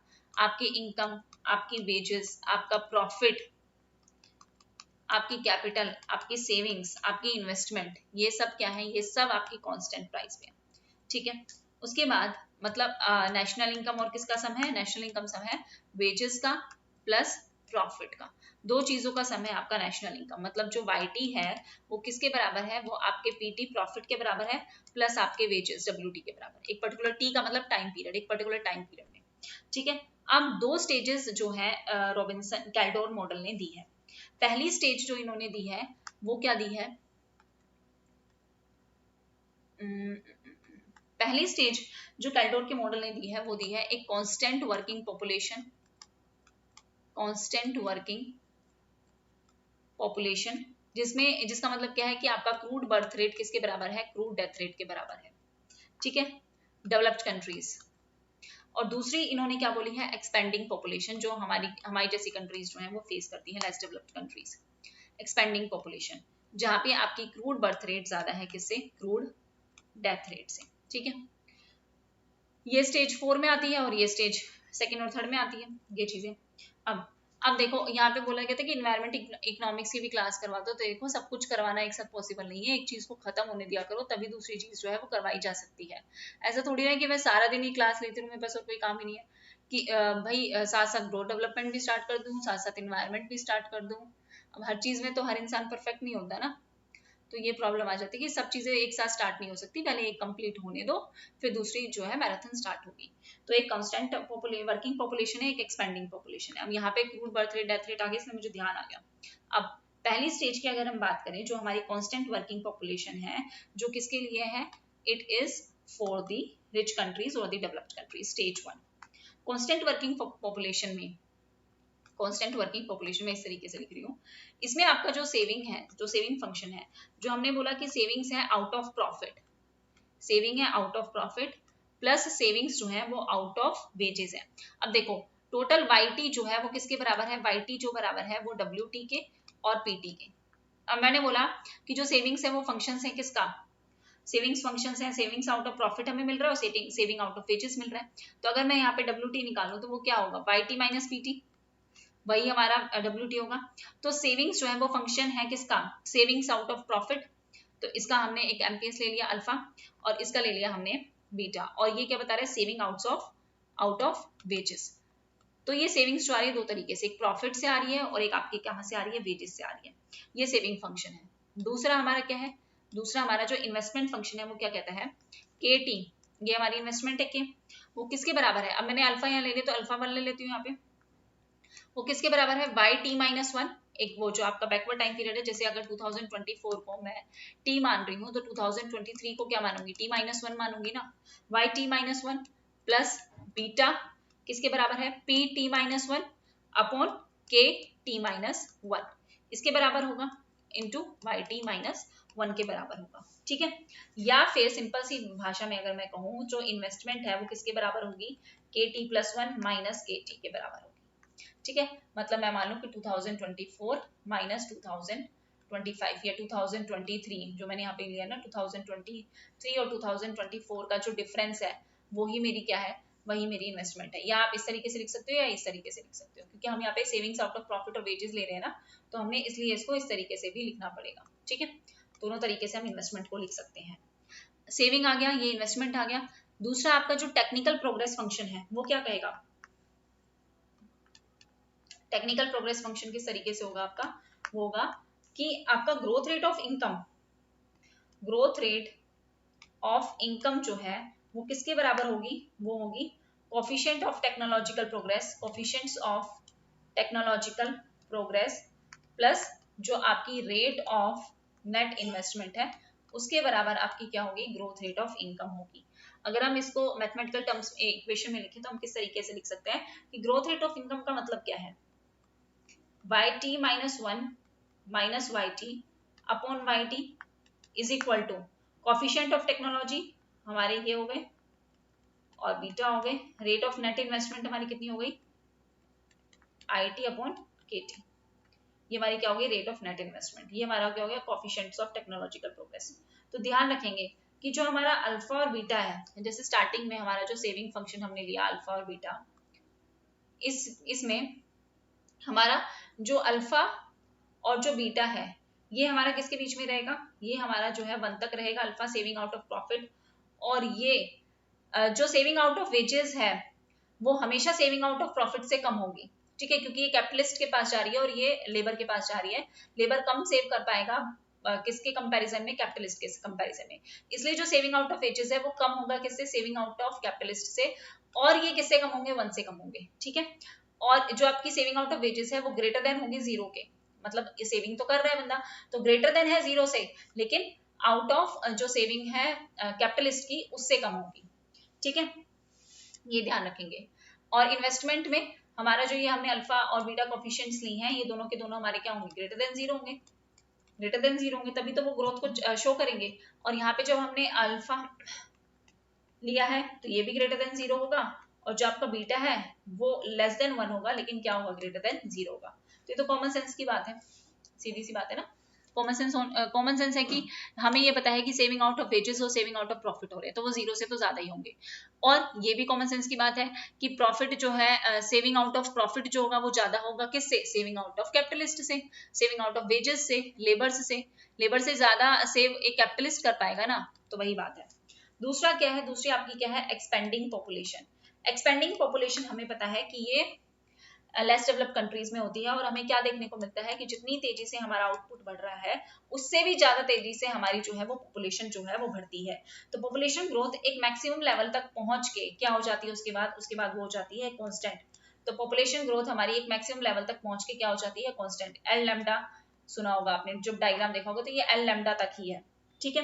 तो एक पॉइंट के बाद जो है वो आपकी आउटपुट ग्रोथ जो है वो फिर ज्यादा होगी किससे, आपकी पॉपुलेशन की ग्रोथ से। लेकिन अगर हम वहीं एलडीसीज की बात करें, लेस डेवलप्ड कंट्रीज की बात करें, तो यहाँ पे पॉपुलेशन ग्रोथ है वो बहुत ही फास्टर रेट से जो है वो ग्रो करती है। जो आपकी लैंड कैपिटल ये चीजें तो आपकी रिमेन है ना, स्केर्स है आपकी, तो ये चीजें आपकी क्या है, इनकी अवेलेबिलिटी जो है वो कम हो जाती है क्योंकि पॉपुलेशन बहुत ज्यादा बढ़ रही है, ये चीजें बहुत लिमिटेड है, तो वो आपको किसकी तरफ ले जाती है, इट लीड्स टू टेक्निकल डेटोरेटेशन। ये इकोनॉमी को किसकी तरफ ले जाती है, टेक्निकल डेटोरेटेशन की तरफ ले जाती है। हालांकि इसका एक पर्टिकुलर डायग्राम है जो मैं अभी आपको बता नहीं रही हूँ, अगर आपको बहुत डिटेल में चाहिए तो मैं अलग से वीडियो जो है वो बना दूंगी, ठीक है। So growth rate in population, अगर जो पॉपुलेशन में ग्रोथ रेट है वो लॉन्ग रन में जाके इक्विलिब्रियम तक लेके जाएगी, वो भी डिपेंड करता है, ग्रोथ रेट डिपेंड करती है कि आप मैक्सिमम कितनी ग्रोथ रेट जो है पॉपुलेशन की हो रही है, और रेट ऑफ टेक्निकल प्रोग्रेस जो है वो किस हिसाब से है। बट एलडीसीज में आपके जो लेबर कैपिटल जो आपके रिसोर्सेज है वो स्केर्स है, तो और पॉपुलेशन बहुत ज्यादा है तो अवेलेबिलिटी कम होगी, तो वो इकोनॉमी को कहाँ ले जाएगा, टेक्निकल डेटोरेटेशन की तरफ जो है वो ले के जाएगा। अब नेक्स्ट मॉडल जो है वो हमारा किसका है, वो है हमारा पैसिनिटी का ग्रोथ मॉडल। अगर हम पैसिनिटी के ग्रोथ मॉडल की बात करें तो देखो, पहले हमने जो रॉबिन्सन है वो पढ़ा था, तो रॉबिन्सन पढ़ लेना, जिसने नहीं पढ़ा और जिसने पढ़ लिया बहुत अच्छी बात है। दूसरा कैल्डोर का मॉडल है, और तीसरा जो है वो आपका कैस है, पैसिनिटी का मॉडल है। रॉबिन्सन की बात करें तो रॉबिन्सन ने क्लासिकल्स को और केन्स को कंबाइन किया, और क्या बोला कि जो आपकी लेबर वाली कैटेगरी है इट विल सेव नथिंग, ये लोग कुछ सेव नहीं करेंगे, सब सारी सेविंग्स जो कौन करेगा, वो कैपिटलिस्ट करेगा। कैल्डोर ने क्या बोला कि सेविंग जो है वो वर्कर भी कर रहा है, लेबर भी कर रहा है, और कौन कर रहा है, कैपिटलिस्ट भी कर रहा है, लेकिन वर्कर जो अपनी सेविंग है ना वो एज अ गिफ्ट किसको दे देगा, कैपिटलिस्ट को दे देगा। तो वर्कर्स अपनी सेविंग्स किसको दे देता है, यहाँ पे पूरी कैपिटलिस्ट को दे देता है। जबकि पैसिनिटी की अगर हम बात करें तो पैसिनिटी ने क्या कहा कि आप किसी को अपनी मेहनत की कमाई फ्री में दे सकते हो, एज अ गिफ्ट नहीं दे सकते ना, तो कैसे आप ये एक्सपेक्ट कर रहे हो कि ये वर्कर कैपिटलिस्ट को सेविंग्स जो है एज ए गिफ्ट प्रोवाइड कर देगा, क्या इसको कोई मोटिवेशन मिल रही है, क्या कुछ मिल रहा है, नहीं मिल रहा। तो ये कहते हैं कि वर्कर्स सेव करेंगे और वो कैपिटलिस्ट को देंगे भी, लेकिन किसी चीज के बदले में, और वो क्या है, वो आपका क्या है, इंटरेस्ट रेट है। मतलब वर्कर्स जो है वो सब्सक्राइब करेंगे किसको, सब्सक्राइब करेंगे शेयर्स को, शेयर कैपिटल को, और वो इंटरेस्ट रेट जो है वो चार्ज करेंगे। तो हालांकि ये बात बिल्कुल सही है कि हमारा जो शेयर है, प्रॉफिट का जो शेयर है वो किस में डिवाइड हो रहा है, वो कैपिटलिस्ट में भी हो रहा है और वो वर्कर्स में भी हो रहा है। इसको भी प्रॉफिट का पार्ट मिल रहा है, इसको भी प्रॉफिट का पार्ट मिल रहा है, जो आपके रिटेन्ड अर्निंग्स हैं वो।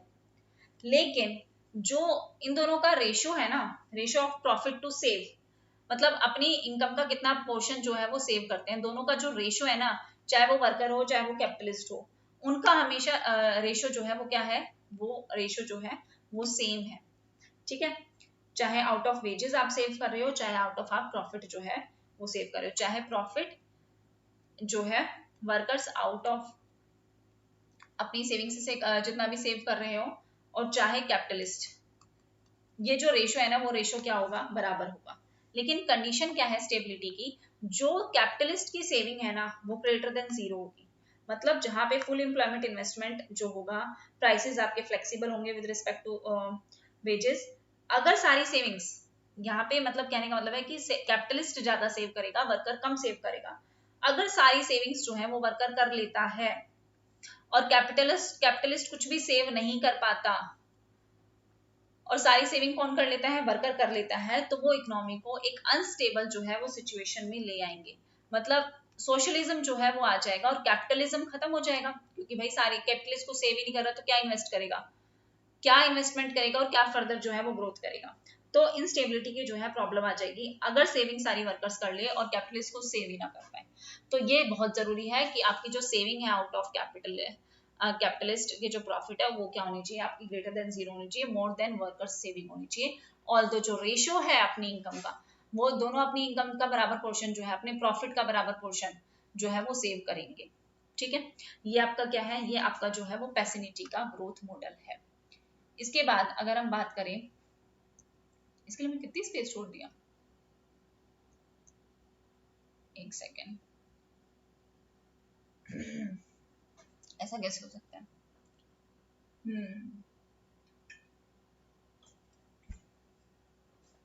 नेक्स्ट जो मॉडल है वो हमारा किसका है, Kalecki's theory of distribution. Kalecki's theory of distribution under monopolist. ये पर्टिकुलर मॉडल जो है वो क्या कहता है, अब ये पर्टिकुलर मॉडल क्या कहता है कि जो इन्होंने जो अपनी थ्योरी ऑफ ग्रोथ दी है ना, इन्होंने जो अपनी थ्योरी ऑफ ग्रोथ दी है वो दी है सोशलिस्ट में। वो किस में दी है, सोशलिस्ट में दी है। और इसने क्या बोला है कि government should own the resources, government क्या करे, गवर्नमेंट रिसोर्सेस को ऑन करे। ठीक है, ये पर्टिकुलर जो थ्योरी है वो डिपेंड करती है, जो एपी लर्नर ने अपना मोनोपोली इंडेक्स दिया था ना, price minus marginal cost upon price, उसके ऊपर ये पर्टिकुलर थ्योरी जो है वो डिपेंड करती है।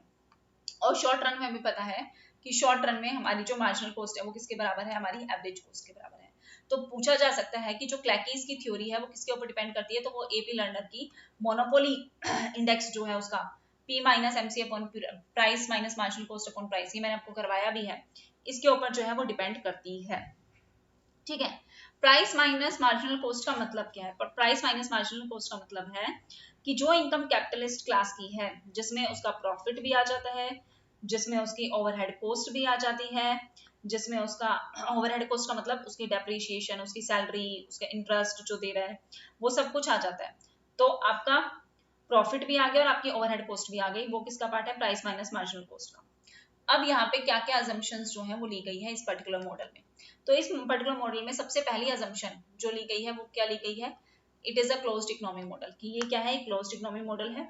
यहाँ पे आपका शॉर्ट रन मार्जिनल कॉस्ट किसके बराबर है, शॉर्ट रन एवरेज कॉस्ट के बराबर है। और क्या बोला है कि इम्परफेक्शन है, थर्ड इम्परफेक्शन है आपकी फैक्टर और कमोडिटी मार्केट में आपकी इम्परफेक्शंस है। फोर्थ इन्होंने क्या बोला है कि आउटपुट जो है फर्म में वो प्रोड्यूस कर रहे हैं less than the maximum practical capacity, अपनी मैक्सिमम प्रैक्टिकल कैपेसिटी से। ठीक है, ये इन्होंने बोला है। अब हम दो सिचुएशंस देखते हैं, एक तो हमारे बूम पीरियड में क्या होगा, और फिर बाद में जब इकोनॉमी में स्लो डाउन आएगा तो क्या हो सकता है। तो देखो, अगर हम इस पर्टिकुलर मॉडल की बात करें तो ये पर्टिकुलर मॉडल क्या कहता है कि आपके बूम पीरियड में, ये तो हमने देख लिया कि मैक्रो डिग्री ऑफ मोनोपोली इन्होंने बोला है। अब इन्होंने पहले बूम पीरियड में क्या क्या बोला है वो देखते हैं। बूम पीरियड, कभी कभी ये राइटिंग पैड चलता ही नहीं, इतनी दिक्कत आती है। मैं नोट भी कर रही हूँ पर यहाँ पे कुछ शो ही नहीं हो रहा है। तो बूम पीरियड की अगर हम बात करें तो इन्होंने क्या बोला कि इस टाइम पे कंपटीशन जो है सेलर्स के बीच में, कंपटीशन जो है वो बढ़ेगा। बूम पीरियड है तो इकोनॉमी में जो बाकी जितने भी सेलर्स हैं उसमें उनमें आपस में क्या करेगा, कंपटीशन बढ़ेगा और प्राइसेस ज्यादा पे करने को तैयार होंगे। मतलब P minus marginal cost, price minus marginal cost upon price, तो प्राइस ज्यादा पे करने को तैयार होंगे। इसका मतलब क्या है कि हर कोई जो है वो रेडी है ज्यादा प्राइसेस पे करने को, क्योंकि सब में क्या है, कंपटीशन है।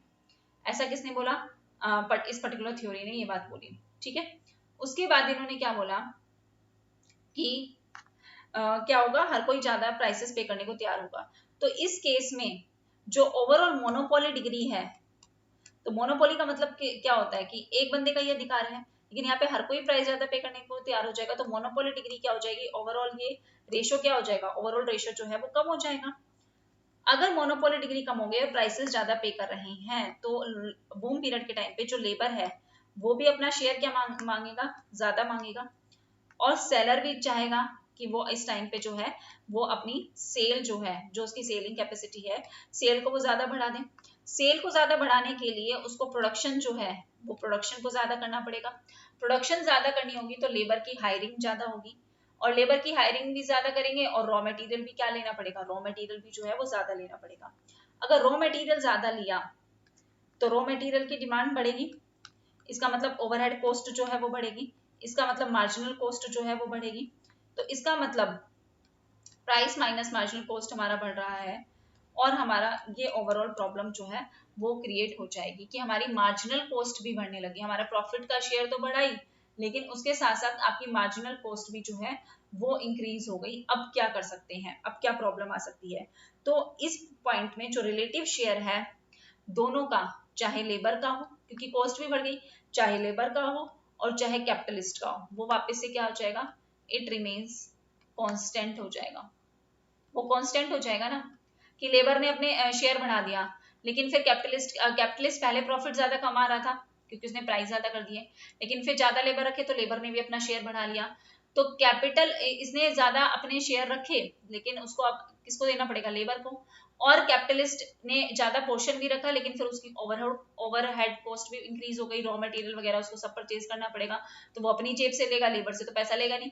तो दोनों के दोनों कहाँ पे आ जाएंगे, दोनों के दोनों कांस्टेंट पे आ जाएंगे, दोनों का शेयर क्या हो जाएगा, कांस्टेंट हो जाएगा। तो मार्क्स की थ्योरी को इन्होंने, थ्योरी ऑफ डिस्ट्रीब्यूशन को दोबारा रीइंस्टेट करते हुए क्या बोला कि जो ग्रोस कैपिटल इनकम, जो हमारी डिग्री ऑफ मोनोपोली है, मैक्रो डिग्री ऑफ मोनोपोली है, वो मैक्रो डिग्री ऑफ मोनोपोली जो है वो किसके बराबर आ जाएगी, gross capitalist income divided by aggregate turnover के बराबर जो है वो आ जाएगी। ये ग्रोस कैपिटलिस्ट इनकम है, ऊपर प्राइस माइनस मार्जिनल कॉस्ट, और एग्रीगेट टर्नओवर जो आपने पूरा प्राइस जो है वो कमाया। अब हमने मार्जिनल कॉस्ट में ही, हमने क्यों बोला कि मार्जिनल कॉस्ट की वजह से जो कैपिटलिस्ट का शेयर है वो पहले से कम हो जाएगा, क्योंकि मार्जिनल कॉस्ट में आपकी ओवरहेड कॉस्ट तो आई गई, आपके लेबर की कॉस्ट भी आ गई, क्योंकि ये लेबर को पैसा भी तो कैपिटलिस्ट अपनी जेब से ही देगा, तो ओवरहेड कॉस्ट भी आ गई, लेबर शेयर भी आता है। लेकिन लेबर कॉस्ट जो है वही सिर्फ हम नेशनल इनकम में ऐड करते हैं, हम रॉ मटेरियल की कॉस्ट ऐड नहीं करते हैं, क्योंकि वो लेबर के उसमें, वो कैपिटलिस्ट के उसमें ऐड हो जाती है। तो रॉ मटेरियल ऐड नहीं होगा, सिर्फ जो लेबर कॉस्ट एंटर होगी वही एंटर होगी किसमें, नेशनल इनकम में। तो अगर हम in terms of national income बात करें, टर्म्स ऑफ नेशनल इनकम बात करें, तो कैपिटलिस्ट की इनकम और आपके जो लेबर की इनकम है वो क्या हो जाएगी, वो सेम हो जाएगी, क्योंकि लेबर की मार्जिनल कॉस्ट बढ़ गई, but marginal cost of raw material तो हम इंक्लूड ही नहीं कर रहे, तो ये वो तो हमने रिमूव ही कर दिया। तो मतलब ये दोनों कहाँ आ जाएंगे, ये दोनों बराबर आ जाएंगे। कहने का मतलब सिर्फ ये है, ये इसका क्या है, कंक्लूजन है। ठीक है, इस पर्टिकुलर थ्योरी का क्या है, ये कंक्लूजन है। तो एक्सोजीनियस हमारा सारा कंप्लीट हो गया। अब हम कल से करें, कल जो करेंगे वो एंडोजीनियस जो है वो ग्रोथ थ्योरी करेंगे, और जो हमारी कुछ जो ग्रोथ थ्योरी रह गई, जैसे हमारी सोलो हो गया, मिडे हमारा रह गया है, वो करेंगे, उस चीज को हम कंप्लीट करेंगे। और कल कोशिश करते हैं कि हमारा जो ग्रोथ एंड डेवलपमेंट है वो हमारा क्या हो जाए, कंप्लीट हो जाए। साथ ही साथ आप लोग जो है साथ के साथ एक काम करोगे कि इसके पीवाईक्यूज आप लगातार सॉल्व करोगे जितने भी इकोनॉमिक्स के हो चुके हैं, और फर्दर आप एक्स्ट्रा करना चाहो इन पर्टिकुलर टॉपिक से तो वो पीवाईक्यूज भी आप सॉल्व करना। So thank you very much everyone.